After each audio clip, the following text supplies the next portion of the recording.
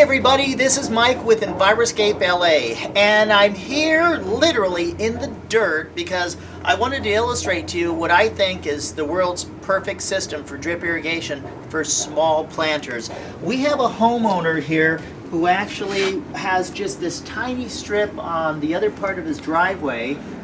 Just a couple fruit trees, a few herbs, rosemary, and it's just such a tiny little thing.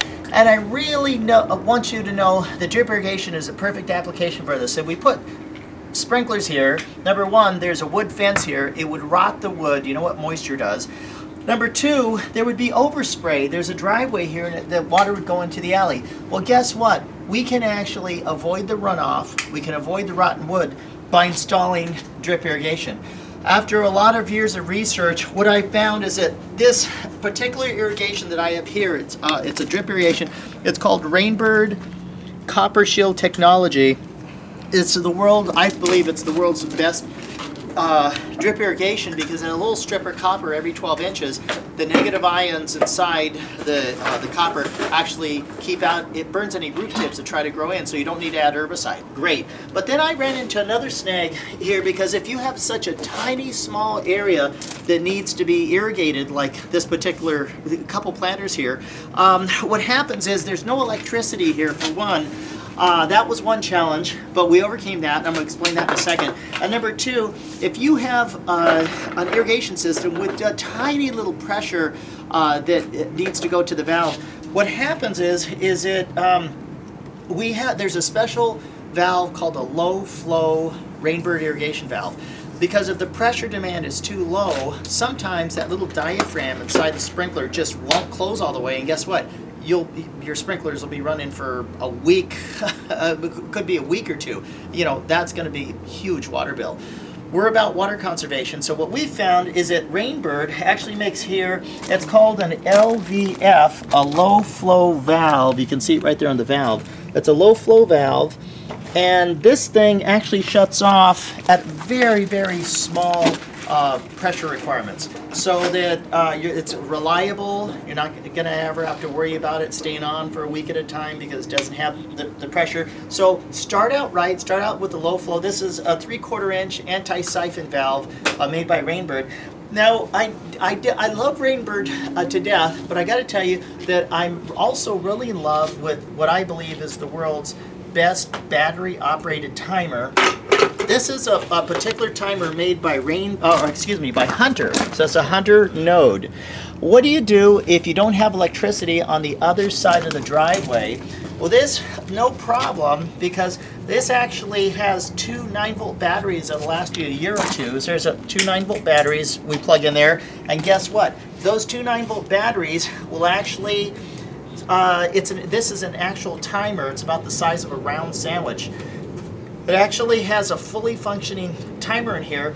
Now what happened was that this doesn't, there's something called a solenoid that this attaches on. It's made specifically for Hunter valves. Well, we got a special fitting from our distributor, Ewing Irrigation in Torrance. We actually spliced this Hunter timer into the Rainbird DC latching solenoid. I just tested it, works beautifully, so we've got the best of two worlds going on here. Now I've also got to show you too that if you want a successful irrigation installation, there's a few things that you should have. This valve is always under live pressure.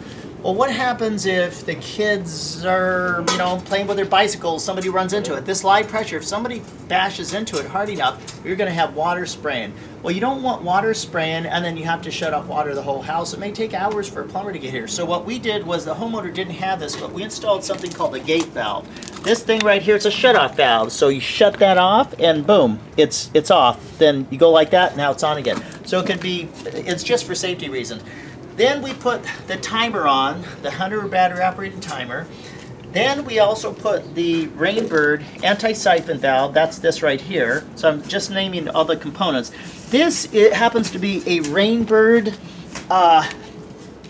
It's a 30 psi. It's a pressure reducer to reduce the pressure, so the pressure doesn't blow off the fittings. And then this is ingenious. It's a little, oh my goodness, look how dirty that is already. It's brand new. The water's dirty here for some reason, but it's a filter, so it filters out the water before it goes into the line. That way you keep your line clean and they don't get clogged up.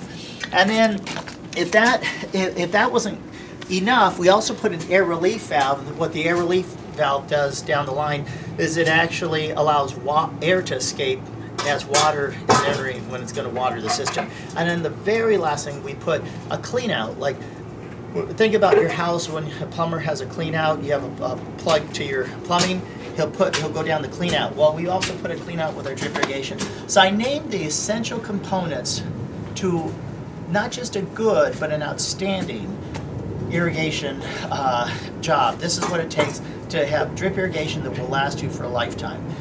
You'll save over 60% water usage over normal sprinklers. You'll be helping the environment and also helping your pocketbook. This is Mike from Enviroscape LA signing off. When you think sustainability, think Enviroscape LA.